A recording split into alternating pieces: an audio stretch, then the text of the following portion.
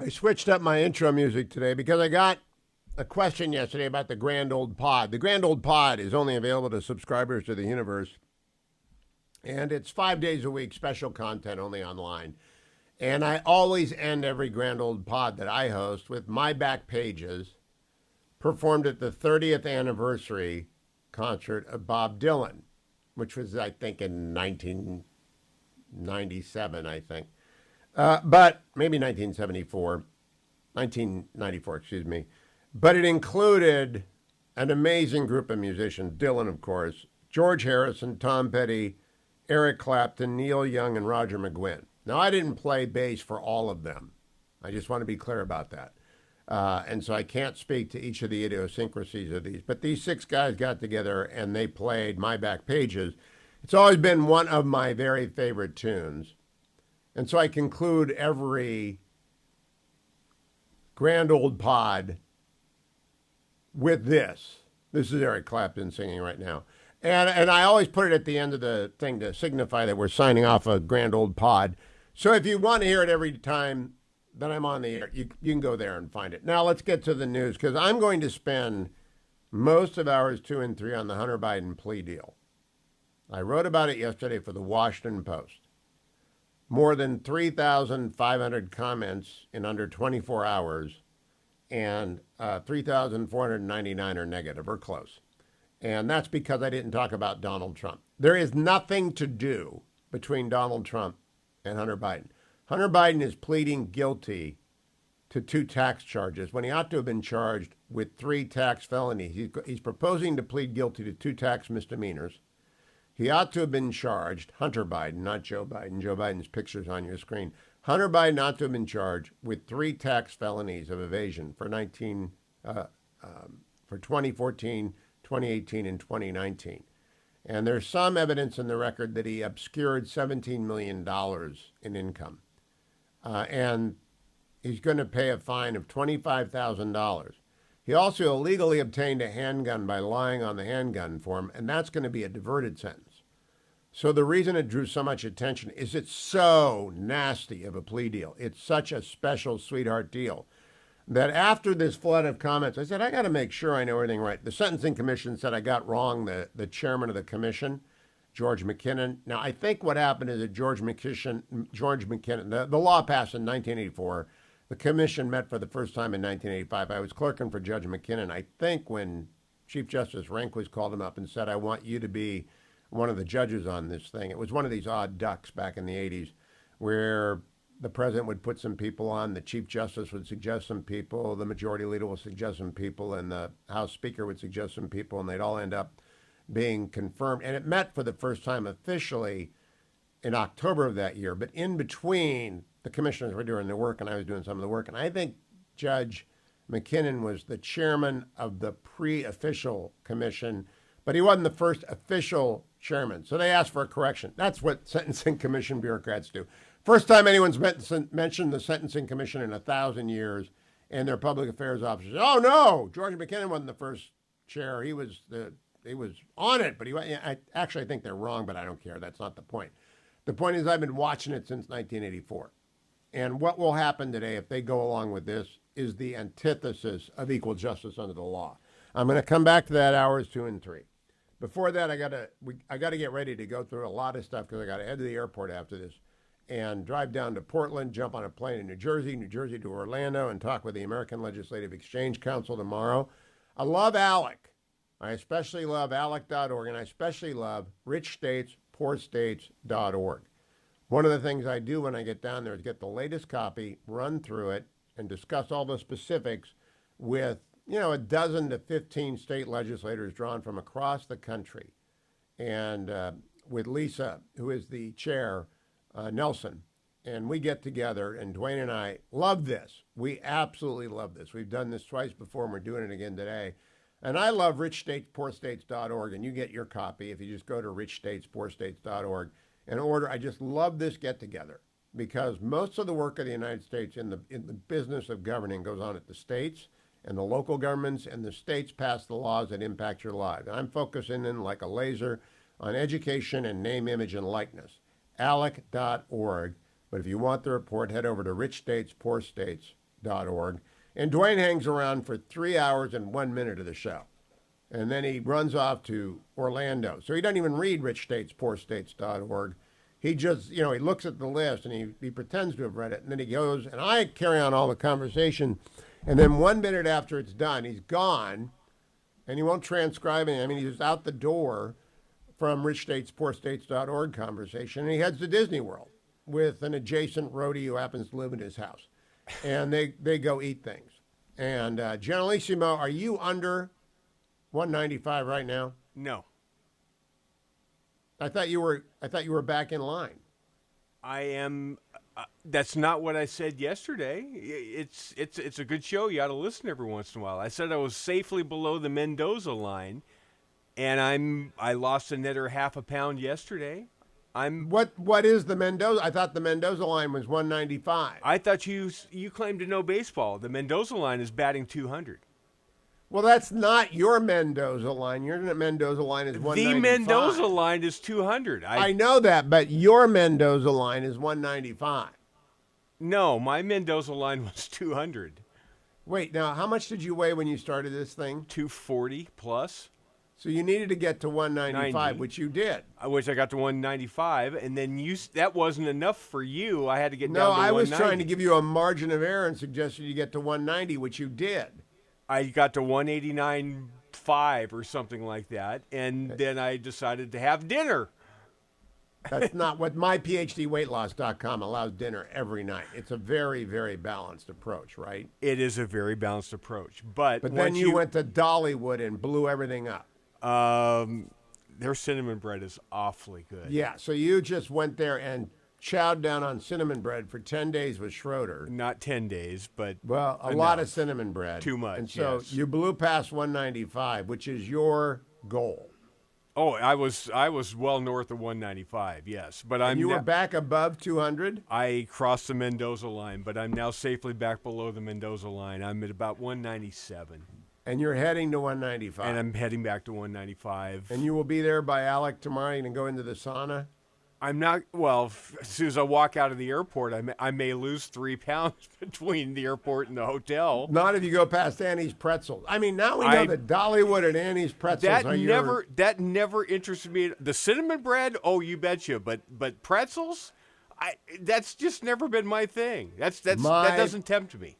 myphdweightloss.com. Yes. 864. 644. 1900. That's 864. 644. 1900. And we want everyone, it really does work. Skinny Dwayne, you're looking at Skinny Dwayne, who also is Woke Dwayne because he's going to Disney World tomorrow. Doesn't it rain on you every day in the summer in Orlando? There's a good chance. Do you know what happened to me last year at Alec? Yeah.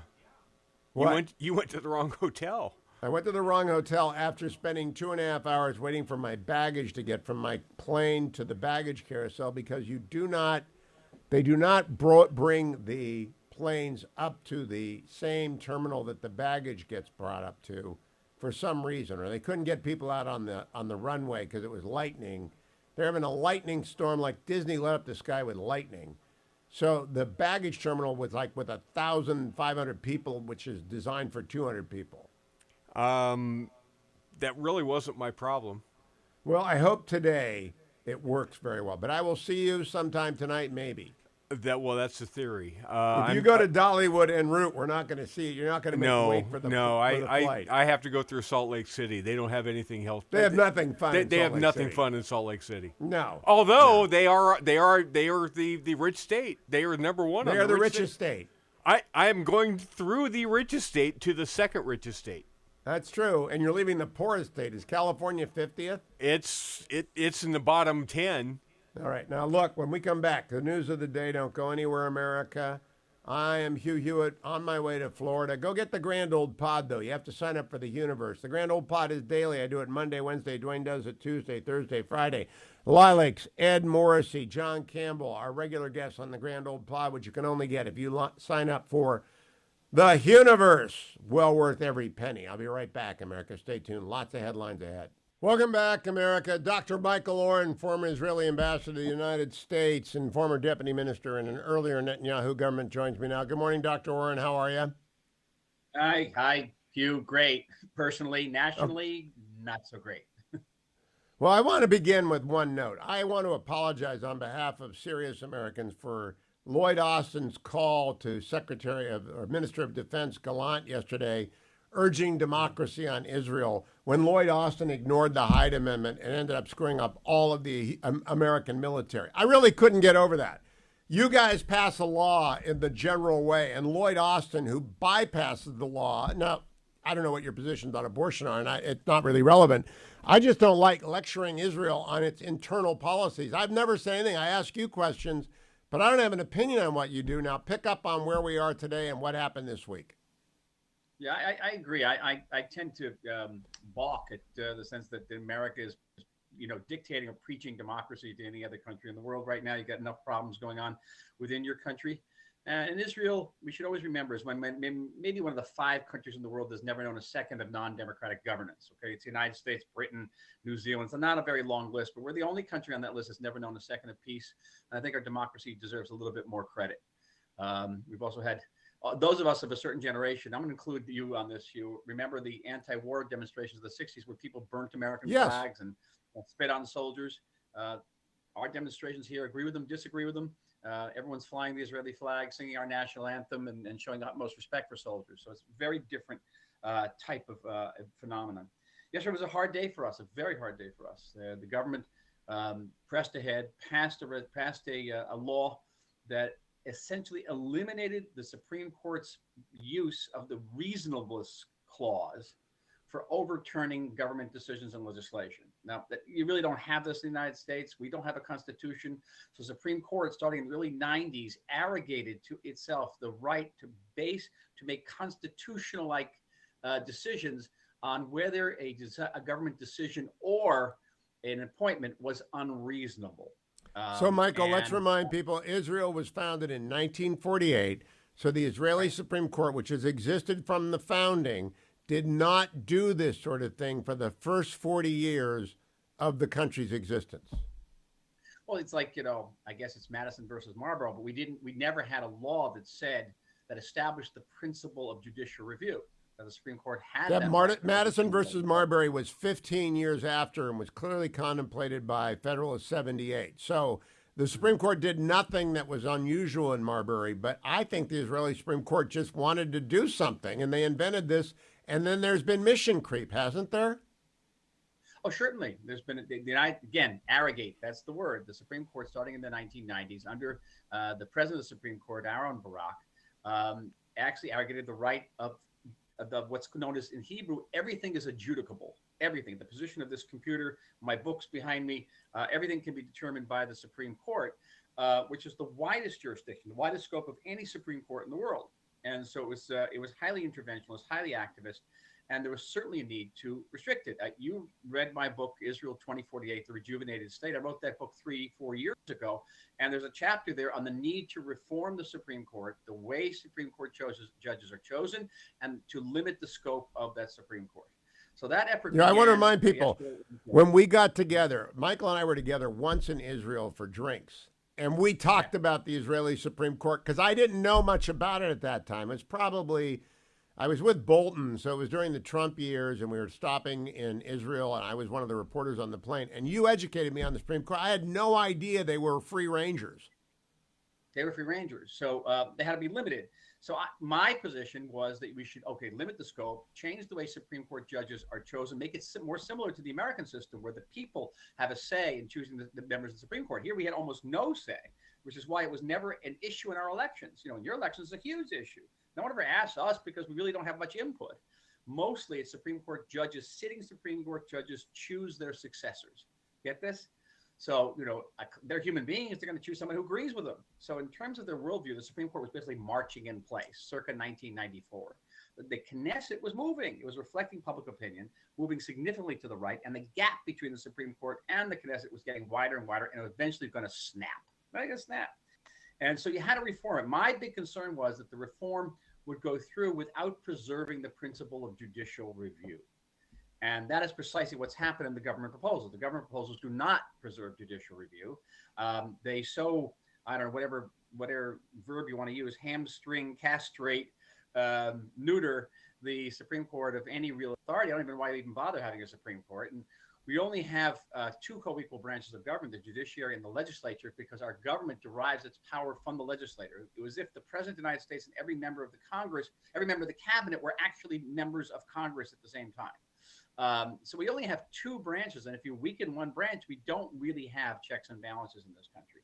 And that is why I've often said, I think on this program, that the government had the right idea with the wrong implementation and with some of the wrong people. It has to be said, Hugh, some of these people have criminal records, and it doesn't look like they're doing this from purely, sort of altruistic motives. So hence the great uproar in this country and the feeling that what is about to transpire is a wave of legislation that will profoundly and irreversibly alter the nature of this state.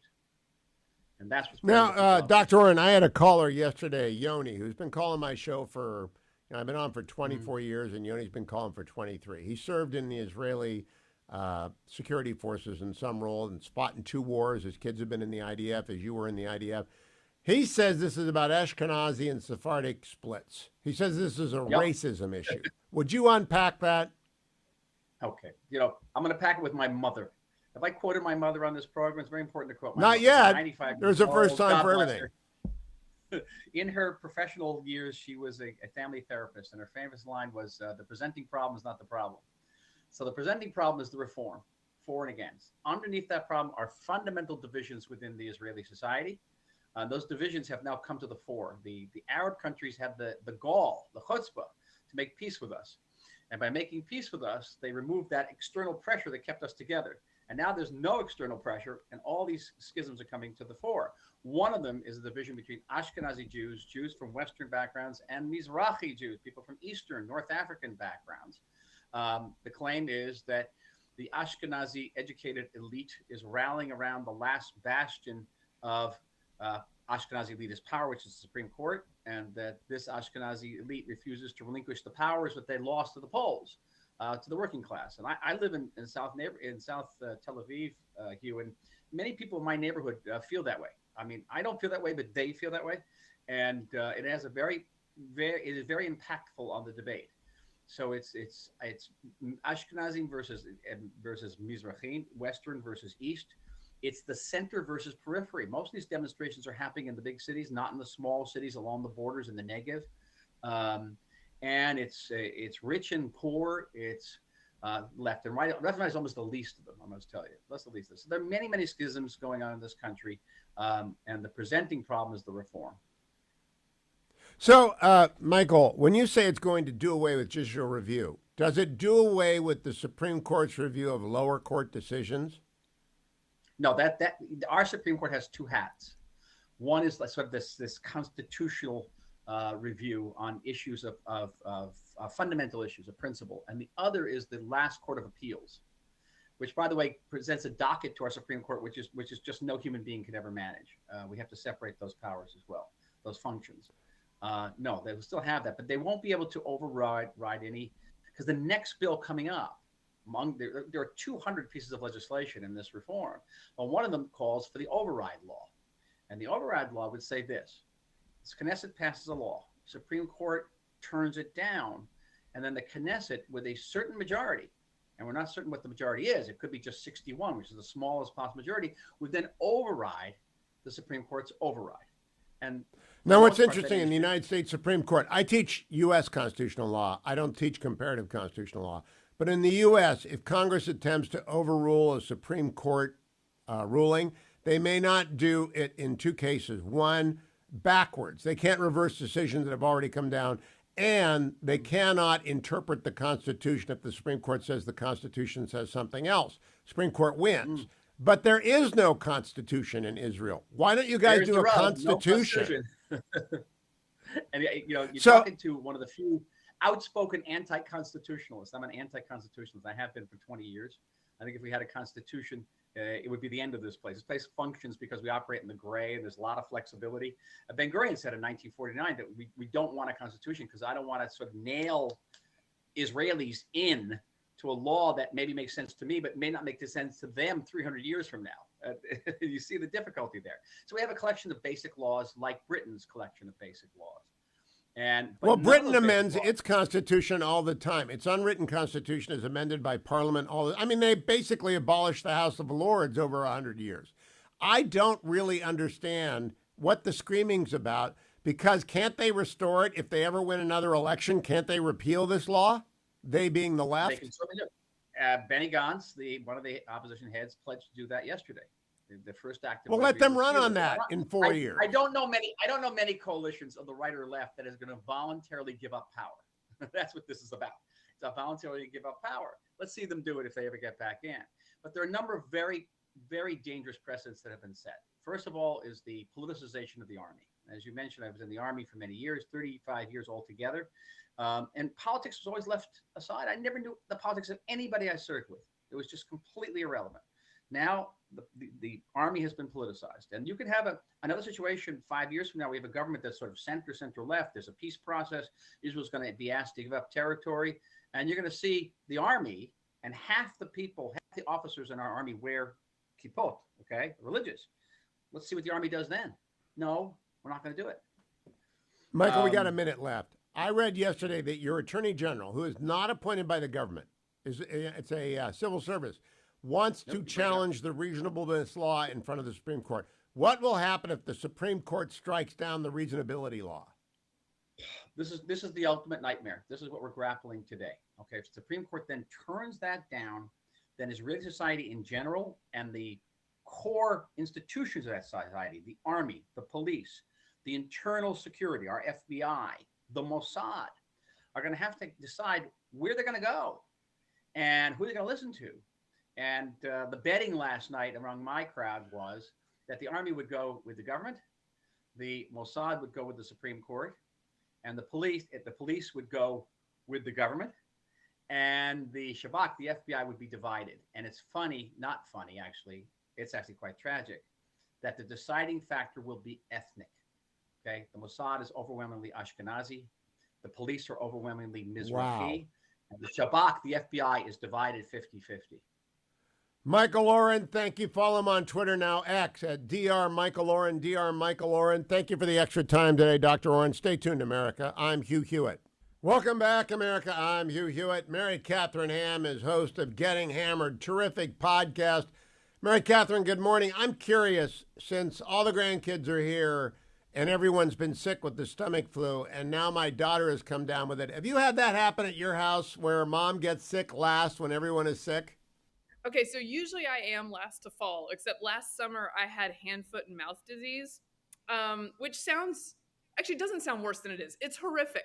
And usually children get it and it's no big deal. But for adults, it's awful. And I was laid up for like 3 weeks. And I was like, sorry, husband, I am both pregnant and have this terrible child disease. And so you have to do everything. Well, the husband left for deployment today. So we haven't got the husband. So yeah. Nana is in charge, and Nana is really going to reel backward. Mary Katharine, I want to hear your thoughts quickly on the Hunter Biden plea deal. I don't know if you've done this on Getting Hammered. Are you and Vic going to do this? Yes, we will talk about this. I just read up on the issue with the faking the phone call about the filing, which sounds so very shady. And there's as usual with Hunter Biden, they're like, oh, it's just a little innocent mix-up that happened to this guy, just as all the other innocent mix-ups and connections happen to this guy.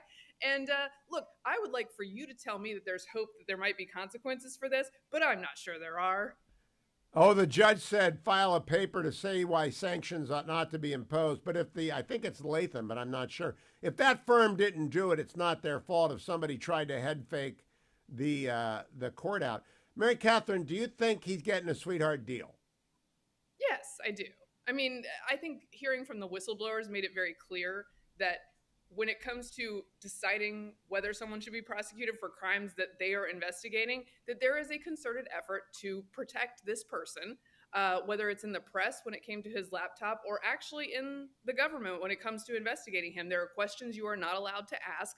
Whereas, if you'll remember, when it came to Trump and we were chasing Russian ghosts for 4 years, any question could be asked for any amount of time. There was no evidence really needed to suggest that we continue an investigation. In this case, we have lots of evidence, including flagging records from the Treasury Department because they're suspicious going to the Biden family. And it's like, nah, we're just going to lay off on this. And I don't think we should Now, lay off on this. I don't know what happened.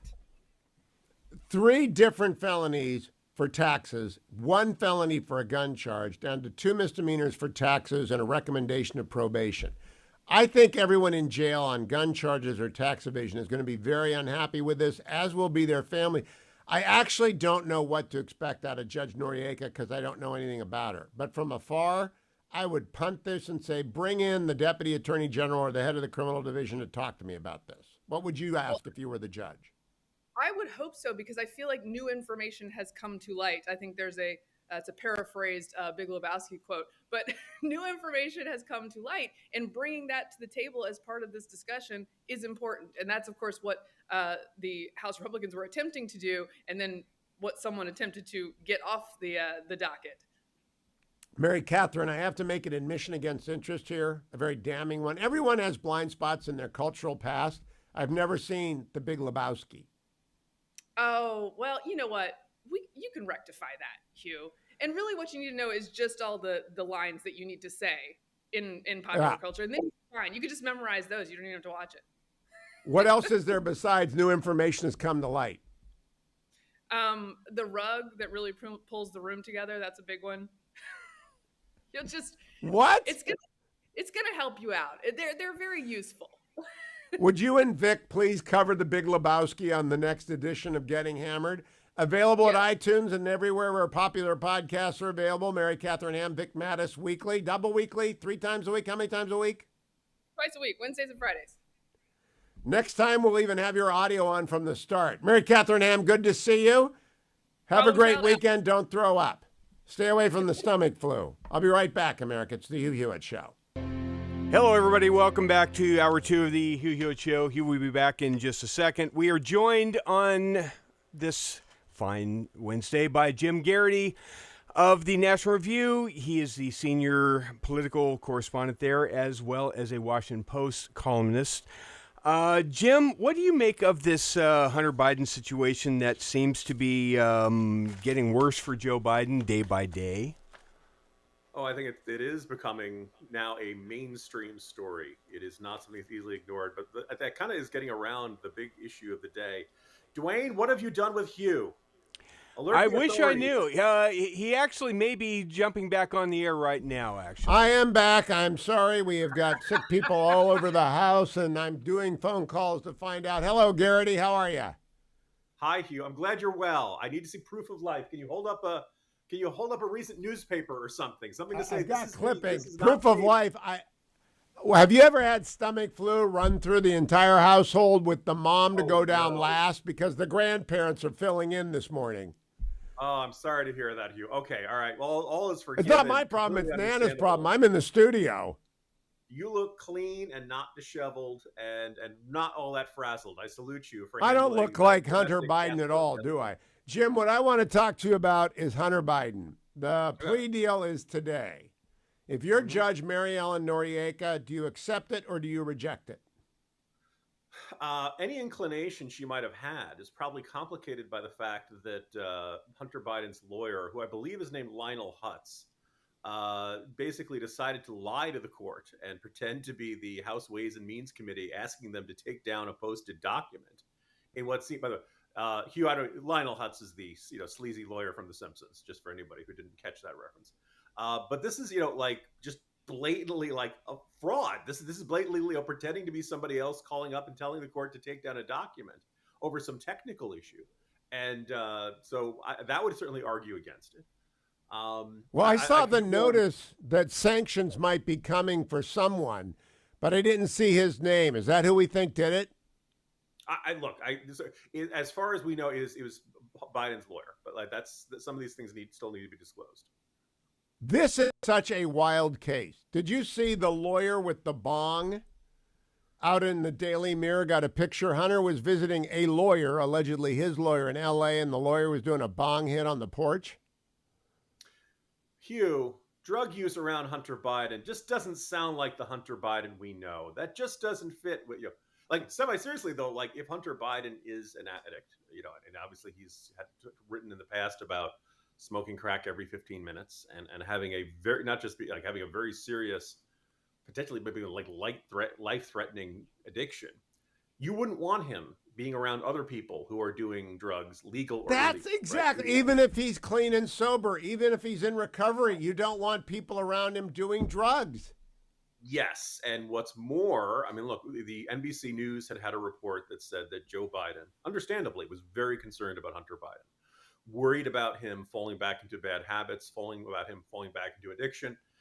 Put aside all the partisan and all the different arguments we have with Joe Biden, every dad relates to that. Every dad relates to my child has problems, and the last thing I want is for them to be around other people that will get them back into the problems that we've worked so hard to just pull them out of that pit, right? So, and God forbid any of my kids have problems. I would not want them magnified by virtue of my being on the radio. But Joe Biden is president of the United States, and these problems are alleged to include him when they come to Burisma and payments abroad. And it's just getting stinkier by the day. There are two stories here. I'm not sure I approve of impeachment. Kevin McCarthy is said to be moving towards impeachment on the Burisma money. I think that's a bad move. What do you think? I was going to say, I thought you were going to refer to the story out this week in Insider that at least one of the purchasers of Hunter Biden's paintings, they don't know the sum, but presumably considerably some, because all of them are selling for, minimum high five figures, right? That one of them has ended up on a board appointed by Biden. Now, this is a big time California Democratic Party donor. It's an unpaid position. This is the sort of thing that happens all the time. Very similar to the way big time party donors end up becoming ambassadors. But the interesting question is, did this person get recommended by Hunter Biden? Did this person purchase one of Hunter Biden's paintings because they thought this would enhance their odds of having the president selected for one of these commissions? There's a lot that's not known, but all of this violates what Joe Biden told us back in August 2019, that there was going to be this giant inseparable wall between Hunter Biden and his business interests and his administration. And now all of a sudden we find out, also, by the way, he apparently sold like 1 point some million in paintings, and somebody bought like 800,000 worth. Okay. I don't know who that person is, but these paintings have no intrinsic value of their own. The only thing that they're valuable is that they've got Hunter Biden's signature on them, right? So the only reason you'd spend that much money on an original Hunter Biden is because this is a conduit to the president, because you're buying the paintings. But, oh, by the way, the other thing they told us is, don't worry, Hunter Biden's not going to know who the donors are. Well, apparently, according to Insider, Hunter Biden knows at least 3 of the donors. And there's nothing that guarantees. So, Jim, let me switch over from this to the bigger problems of the Biden administration. I can't see him running for president. He is incapacitated. And often in public view, he is rambling and lost. Do you see it as often as I see it? Yeah, and I think one of the vivid examples was the meeting with Herzog. It was only 5 to 10 minutes. It was in the White House, and you could just see. This is one of the rare times I'm very glad we're doing this visually, where you could see Biden's, hunched over. He's reading off the note card, and the voice is, very soft and very mumbly. And there are kind of moments where you could see Herzog kind of looking like, is he okay? Like being a little unnerved by this. And the thing that jumps out about that is not just obviously the president looks bad. We've had the president look bad. This was on a late Tuesday morning. The president had nothing on his public schedule on Monday. He spent the weekend at Camp David, no public events. He spent Friday, he had no. This is his first public event in 5 days. And he looked exhausted. And it wasn't like he'd been traveling. We all get jet lagged. We all have challenges. I don't know. My suspicion is that when we don't see Joe Biden for 4 or 5 days, I'm guessing he's in rough shape. That just seems, because no White House would say, let's keep the president out of the spotlight for 5 days because, he's your most powerful messaging tool. He's the president, right? There's no deliberate upside to saying, we're going to hide the president for a couple of days. And maybe the country will kind of get curious about where he is or something like that. There's nothing deliberate in all of that. So I see what you're saying. We did this once before. Woodrow Wilson was incapacitated, stone cold stroke victim for the last year of his presidency, and nobody knew about it because Edith Wilson basically ran the country, and nobody knew that Woodrow Wilson was impaired. They didn't know about his first stroke either during Versailles. I was going to say Hillary Clinton would have been, and Kamala Harris would really be our second woman president when you look at what Edith Wilson was doing for the country for 1 year. Yeah, but I just can't imagine making this poor guy go through a campaign. Can you? Do you think he's going to be their nominee? I think the entire Biden strategy right now is to count on the Republicans to nominate Trump, make the election a referendum on Trump, try to stage manage Biden as best they can.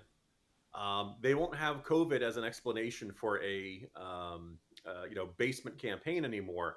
But we saw in 2022 he didn't go out and do big rallies or anything like that.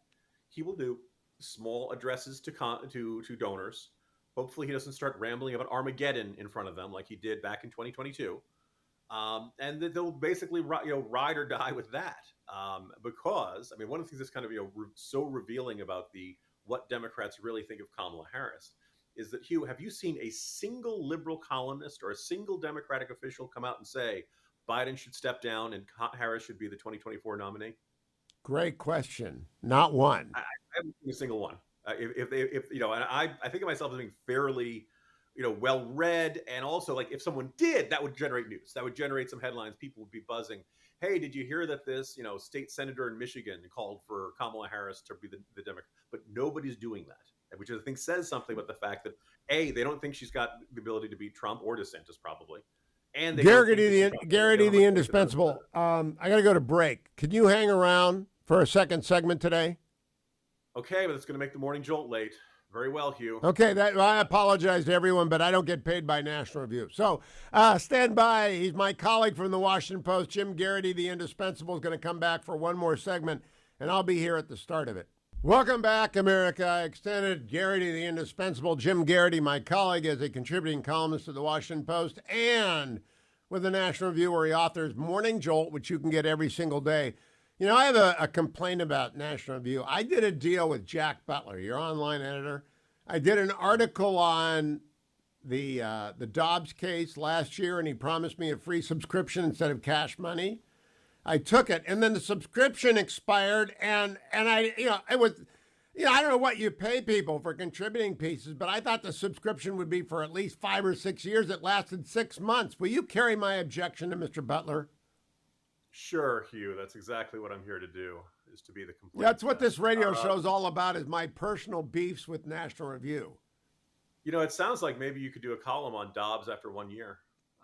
Maybe this is Jack's way of saying, it was really good. Maybe you want more. All right, Jim. It's a deal. The first one's free. You keep giving us more. Maybe we'll.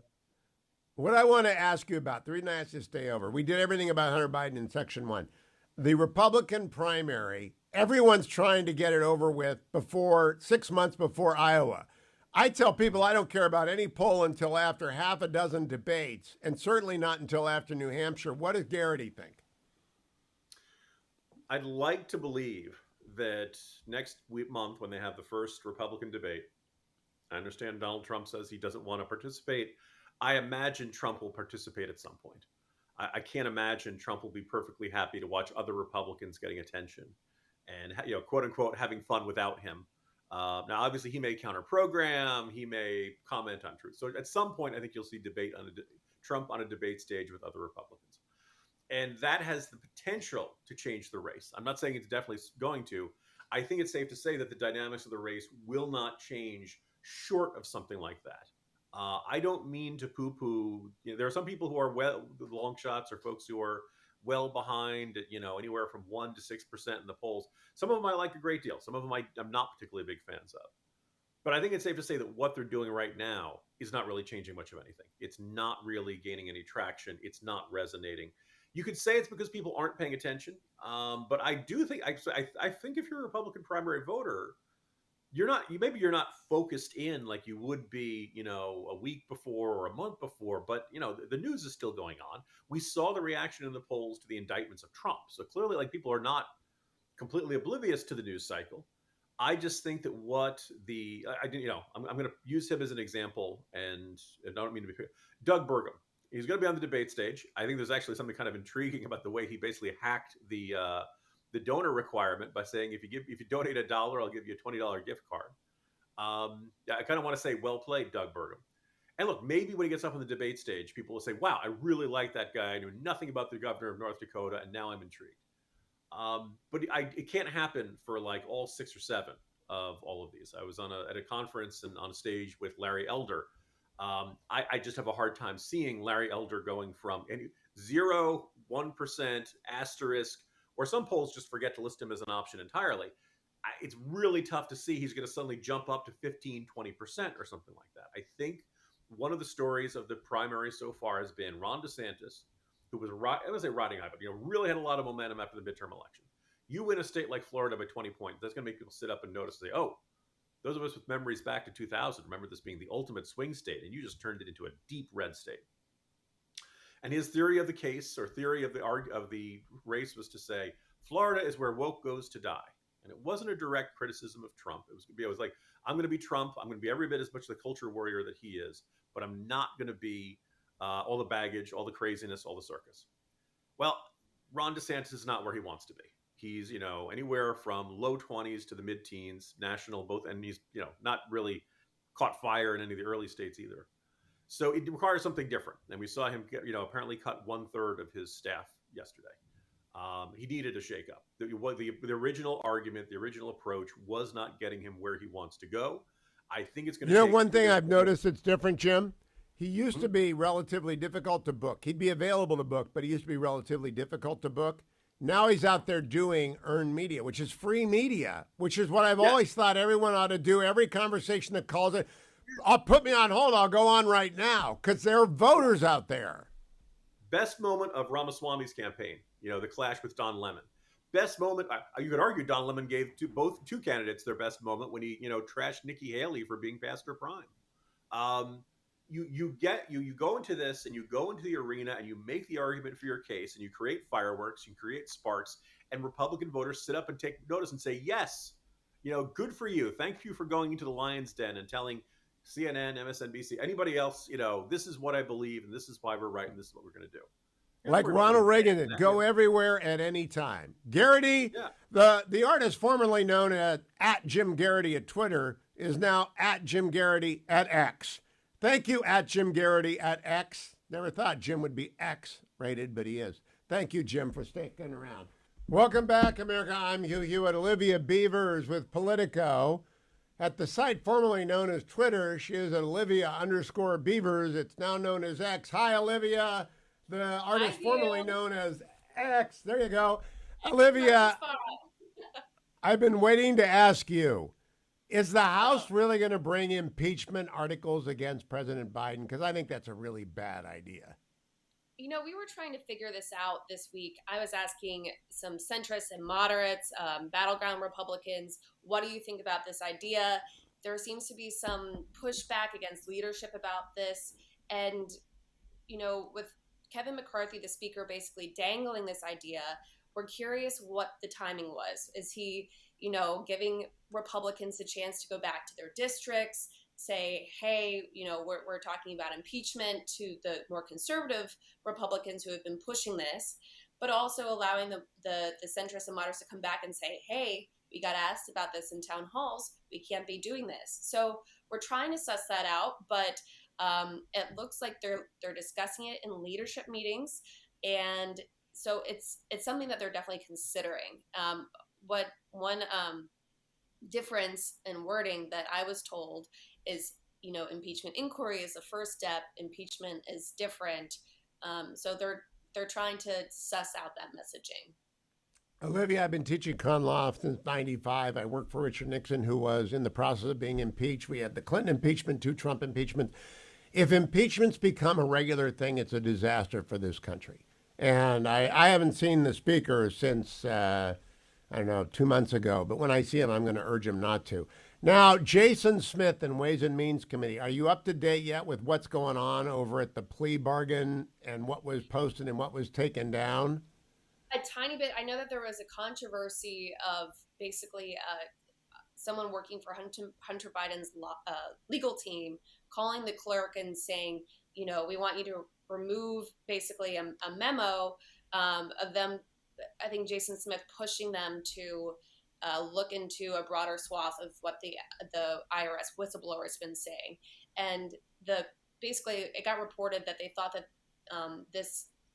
this person had misrepresented themselves as being part of Jason Smith's team when they were actually part of Hunter Biden's team. And so there's a chance that they could be facing pushback from or punishment from the court. Any reporting at Politico on what people expect this judge to do today? I wrote a column about it in the Washington Post yesterday that's generated thousands of comments, the overwhelming majority of them negative. They want the plea bargain to go through. I think it stinks to high heaven. What's the word around Politico?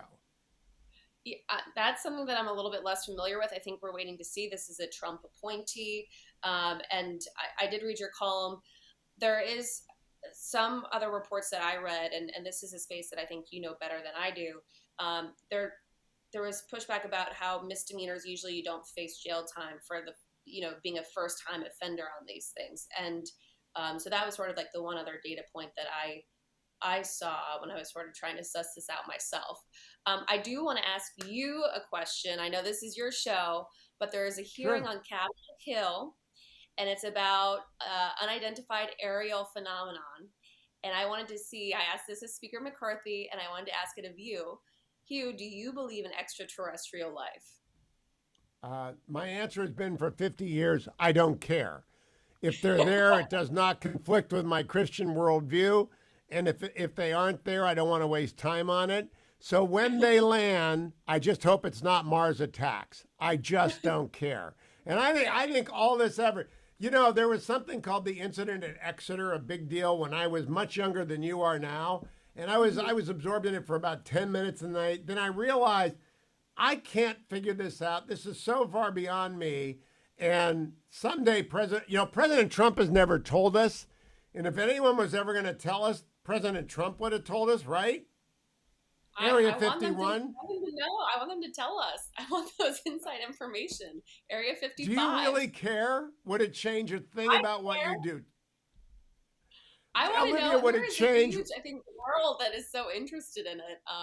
But I did. Well, did you ever see the Truman Show? Did you ever see the Truman Show? Long time ago. Okay, we all might be living in the Truman Show. And so they might just be observing us, living our lives, our 70 or whatever it is. And I just don't care unless they come and start zapping me. There was last year, if I remember from the testimony, I think the House Intelligence Committee did a similar UAP hearing. And one of the things that stood out to me was one of the witnesses said, there's a chance that this is just technology from a foreign government that is so sophisticated that we don't know what it is. So I care about. So even if we're not even talking about, the ETs and the aliens, we are talking about maybe highly sophisticated weapons that another nation is using to spy or, a test to potentially. If that comes up at armed services and it's a hypersonic satellite, I care about that. Then we're screwed.